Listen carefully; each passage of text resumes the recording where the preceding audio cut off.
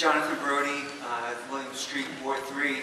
I really have been impressed with the reactivity to this horrific tragedy. I think what I say is in kind of spirit of what others have said tonight, particularly the woman whose house had burned out twice. I get scared, but that's usually not my kind of surface emotion. I get angry, and I'm certainly angry, and to be honest, I'm a little upset with the city government. And I think what I'm upset about is the lack of proactivity. These incidents of fires in Ward 3 have been an issue since I've been in the city, which is like 3 to 5 years since I lived in the ward. We've had numerous fires. I know 2 off the top of my head that burned to the ground. You know, we know multiple cars that were set on fire. And this has been talked about, but I'm concerned that we haven't had the same level of reactivity that we have now. And of course we understand that because of the loss of life. But why does it have to come to this? I feel, my general feeling, I've lived in Northampton all my life, I've been a Massachusetts resident all my life, but not here. My general feeling in the city is that citizens get together and they say, we have an issue. So like in Ward 3, it's about traffic calming. Well, your issue isn't big enough. There haven't been enough accidents yet. Or we have an issue with drugs. Well, there haven't been enough drug arrests yet. But I walk out of my house 2 times last month and I witnessed 2 accidents in front of my house. There's drug dealers getting arrested out in front of my house. I'm walking over drunk and drugged up people on the levee. I'm scared to walk in the meadows because people have died of heroin overdoses. And so my point is, okay, because generally speaking, this is a safe community.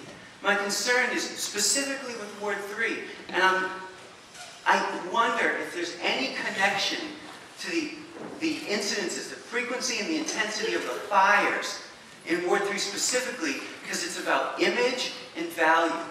We're the other side of the tracks, literally.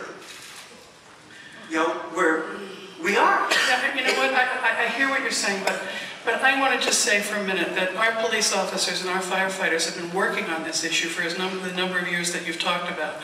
They've been out on the streets and trying to solve this problem. I talked to the fire marshal yesterday.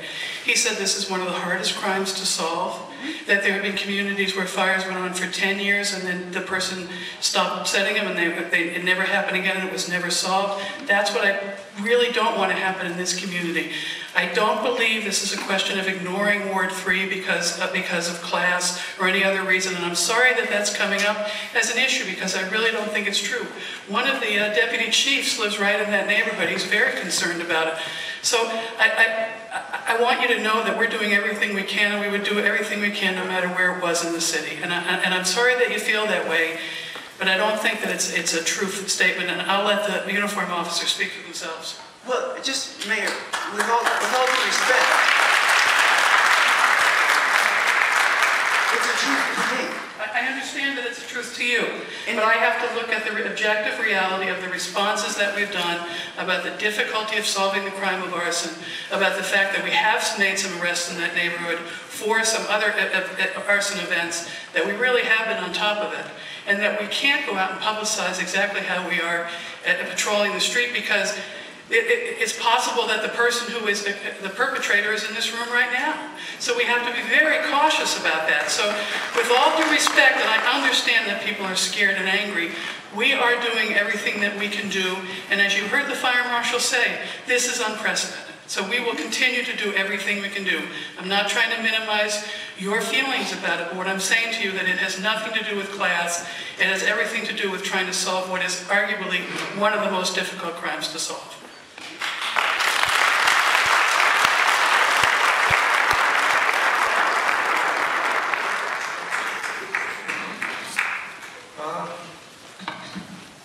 Initiatives have been ongoing for the last several years, and probably you're not aware of it because they were clandestine because of the fact there that we didn't want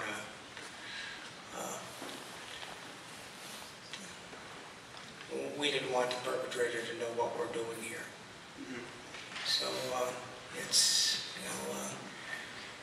it's not a case of us not caring, not of a case of not doing anything. It's a case of, very difficult crime to deal with. It's a crime of opportunity, something that can be done in a very concealed way. And as the mayor indicated, here is one of the most difficult crimes to solve, but we haven't given up on it. Great, and that's wonderful. And please don't misconstrue my anger, because remember I prefaced that for me I don't get scared, I get angry. For me it's about the balance of proactivity versus reactivity. And what my sentiment is that balance is off kilter, and that I would like to see from the city government, from our ward representatives, from our neighborhood association, from the police, from the fire, from everyone, from myself, all of us, that we work steady on a daily basis, weekly basis, monthly, yearly basis, to be as proactive as possible. And I hope when I hear people speak tonight about all their ideas for the community, for the neighborhood, that's the proactivity I feel. But I just felt like I had to voice some of that emotion that I'm experiencing, so thank you.